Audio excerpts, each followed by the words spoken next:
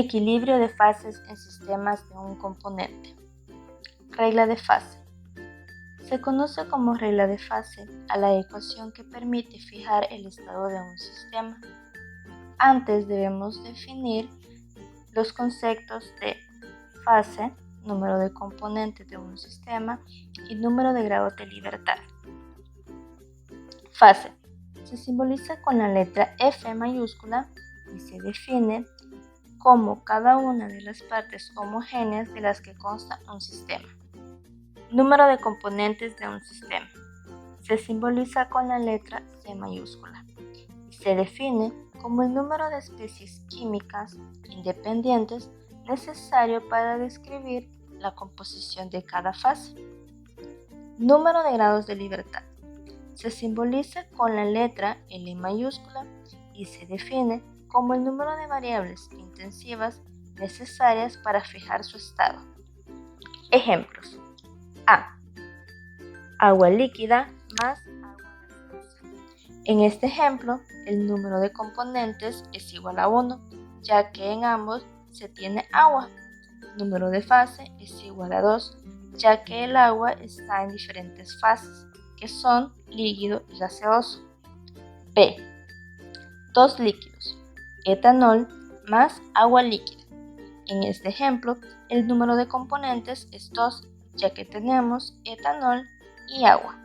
El número de fases es igual a 1, ya que ambos están en estado líquido. El número de grados de libertad se relaciona con el número de fase y el de componentes por la ecuación conocida como regla de fase, cuyo enunciado es el siguiente. Número de grados de libertad es igual al número de componentes más 2 menos número de fase. Un sistema de varios componentes y varias fases debe cumplir con lo siguiente. Equilibrio térmico, que es cuando la temperatura es la misma. Equilibrio mecánico, que es cuando la presión es la misma. Equilibrio de materia, que es cuando el potencial químico de cada componente es el mismo para cada fase.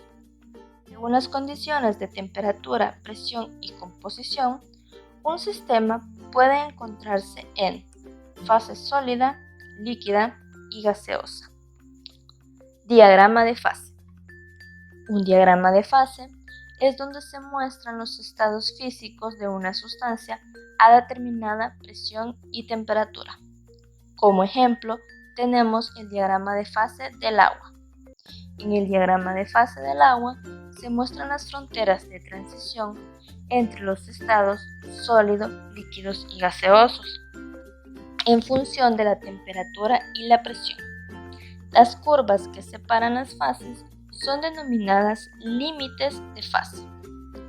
A 100 grados centígrados y una atmósfera de presión, tenemos un equilibrio entre agua líquida y vapor de agua. Este punto es denominado como punto de temperatura de ebullición normal. Si mantenemos la presión constante y disminuimos la temperatura a 0 grados centígrados, nos encontraremos con otro límite de fase. En este tenemos un equilibrio entre agua sólida y agua líquida.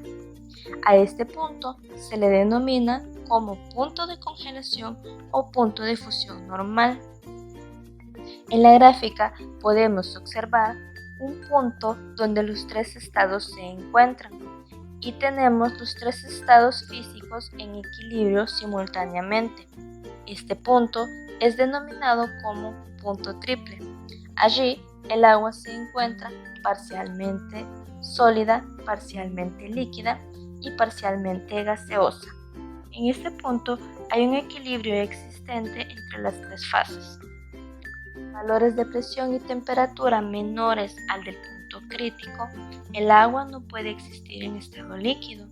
Así, bajo dichas condiciones, ésta sufrirá un proceso de sublimación, es decir, que pasará de estado sólido a estado gaseoso sin haber pasado por el estado líquido.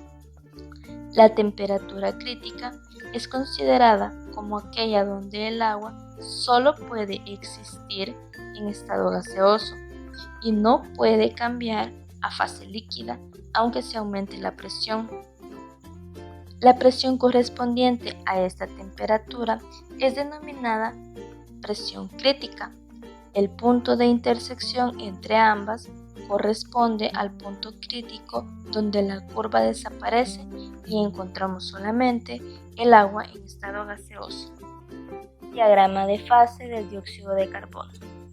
En el diagrama de fase del dióxido de carbono, el punto triple es donde se tienen los valores de presión y temperatura unidos, en los que coexisten las tres fases, sólido, líquidos y gas, en equilibrio. Para el punto triple, la temperatura es igual a 56.4 grados centígrados a una presión de 5.2 atmósferas. El punto de sublimación normal es de 78 grados centígrados. En el punto crítico, la temperatura es igual a 35.1 grados centígrados a una presión crítica de 73 atmósferas. El CO2 sólido sí se puede sublimar a una presión normal de una atmósfera, ya que a diferencia del diagrama del agua, el punto triple de esta está por encima de dicho valor, pies y entropías de los cambios de fase. Un cambio de fase a temperatura y presión constante suele ir acompañado por un cambio de entalpía, al que con frecuencia se denomina calor latente de transición. Existen entalpías o calores de fusión sólido-líquido, de sublimación sólido-vapor, de vaporización líquido-gas y de transición sólido-sólido. Esto se simboliza como se muestra a continuación. En el diagrama de fase del agua se muestra que los equilibrios de fusión, sublimación y vaporización existen cada uno de ellos en un cierto intervalo de temperatura y presión. Los valores de entalpía para estos procesos cambian conforme varía la temperatura de equilibrio de fases. Regla de Traure. Esta regla se aproxima para relacionar las entalpías y entropías de los líquidos con la de los gases. Según esta regla, para la vaporización de un líquido en su punto de ebullición normal, simbolizada con las siglas PEM, es aproximado a 10 por un medio de R, cuya ecuación es la que se expresa en el literal A. La regla de Traure falla en líquidos altamente polares, específicamente líquidos con enlaces de hidrógeno, y en líquidos que hierven por debajo de 150 Kelvin o por encima de 1000 Kelvin. La precisión de la regla de Traure puede incrementar considerablemente de acuerdo a la ecuación descrita en el literal B. Para temperaturas en punto de ebullición normal aproximadas a 400 Kelvin, la ecuación del literal B da la ecuación planteada en el literal C. La ecuación B ha sido descubierta varias veces por autores diferentes y se denomina regla de Traure-Hildebrand-Everett. El significado físico de esta ecuación es que la entalpía de vaporización molar es aproximadamente el mismo valor en líquidos no asociados cuando se evaporan para dar el mismo volumen molar en fase gaseosa. El término R logaritmo natural de temperatura en punto de ebullición normal sobre grados Kelvin introduce una corrección debida a los distintos volúmenes molares de los gases a diferentes puntos de ebullición. Bien, para continuar, haremos dos ejercicios. Uno relacionado a la regla de las fases, que es la determinación de los grados de libertad. Como estamos hablando sobre el equilibrio de fases para sistemas de un componente, esto será simplemente de un componente. Como vimos anteriormente, la fórmula para encontrar los grados de libertad es L es igual a C más 2 menos F. Pero en algunos libros de texto nosotros vamos a encontrar la fórmula de esta forma. Los grados de libertad representados por F y los grados de fase representados por P. Esto es debido a las siglas en inglés.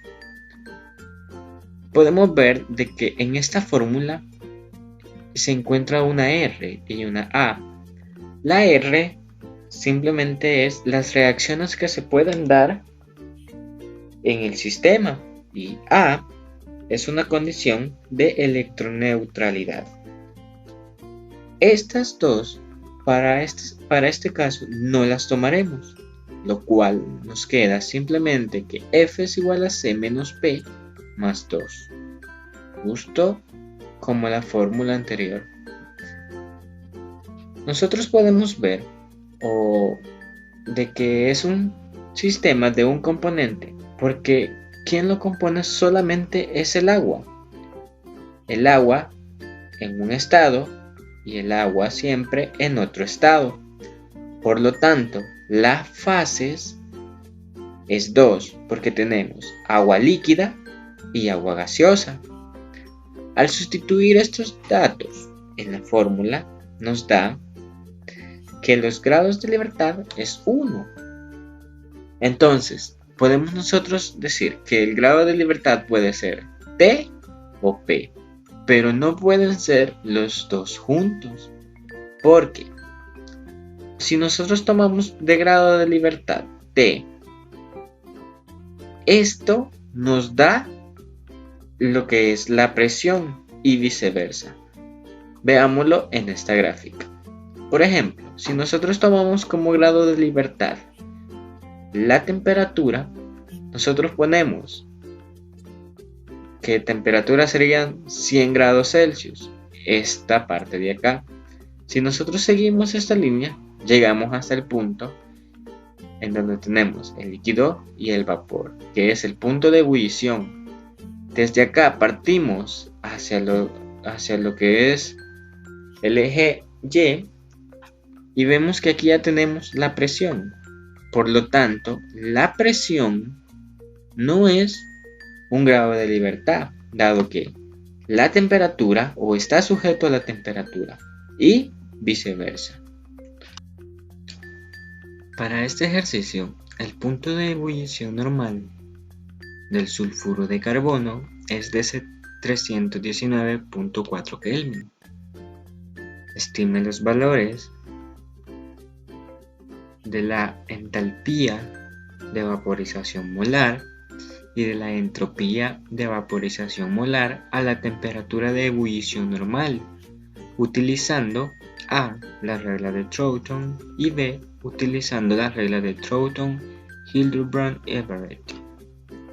Bien, primero hay que ver los datos.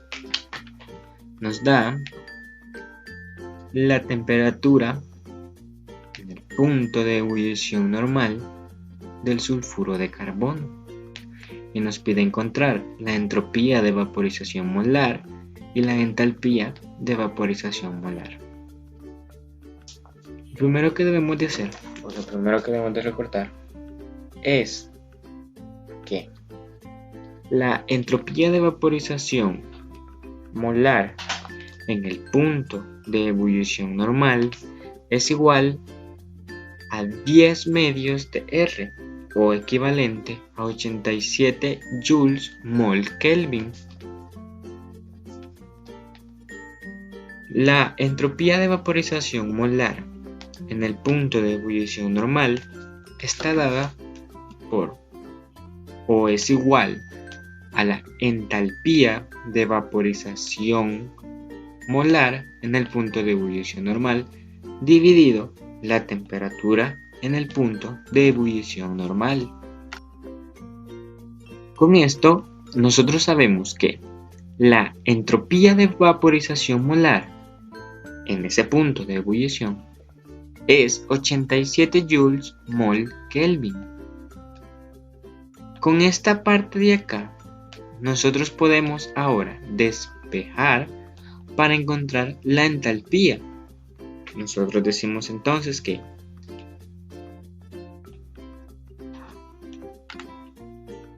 ...87 joules mol Kelvin es igual a la entalpía de vaporización molar dividido la temperatura, que como anteriormente lo lo dice el problema, son 319.4 Kelvin. Al despejar y al hacer las operaciones adecuadas, encontramos lo que es la entalpía de vaporización molar en ese punto de ebullición normal, pero lo encontramos en Joule. Este valor nosotros lo dividimos entre 1000 para obtenerlo en kilojoules.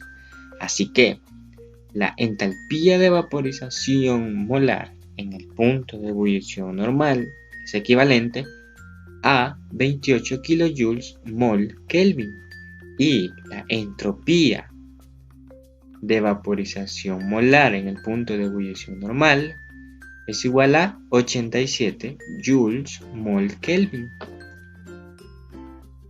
Con la regla de Troughton hay un pequeño inconveniente, y es que no es muy preciso y debemos evitar usarlo cuando son líquidos altamente polares o que no deben de hervir por debajo de 150 Kelvin o por encima de 1000 Kelvin.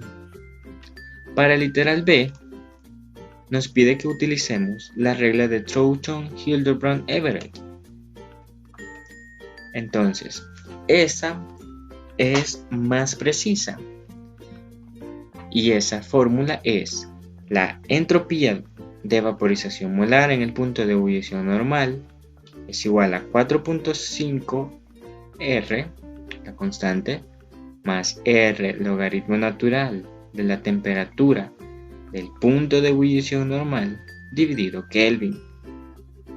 Metemos la temperatura en esta parte y llegamos a que la entropía de vaporización molar en ese punto es igual a 4.5 R más 5.8 R, lo cual nos da 10.3 R. Esta R tiene el valor de 1.99 aproximado calorías mol Kelvin. Al sustituirlo, nos da que la entropía de vaporización molar en el punto de ebullición normal es 20.49 calorías mol Kelvin. Pasamos calorías a joules con el factor de conversión de 4.18 y esto nos da 85.6 joules mol Kelvin, el cual es el valor para la entropía. Como vemos, acá tenemos 85.6 y en el anterior 87. Hay una pequeña variación en cuanto a los valores. Ahora, ya que tenemos el valor de la entropía, eso lo vamos a utilizar en esta fórmula. La entropía de vaporización molar en el punto de ebullición normal es igual a la entalpía de vaporización molar en el punto de ebullición normal dividido la temperatura en ese punto de ebullición normal. Al sustituirlo y despejando este valor que no conocemos, nos da que la entalpía de vaporización molar en el punto de ebullición normal es igual a 27.365.4 joules mol Kelvin. Pasándolos a kilojoules nos da 27.4. En este caso tenemos la entalpía de vaporización de 27.4 kilojoules mol Kelvin y en el literal A nos da aproximadamente 28. Podemos ver una pequeña variación en la entalpía de vaporización molar.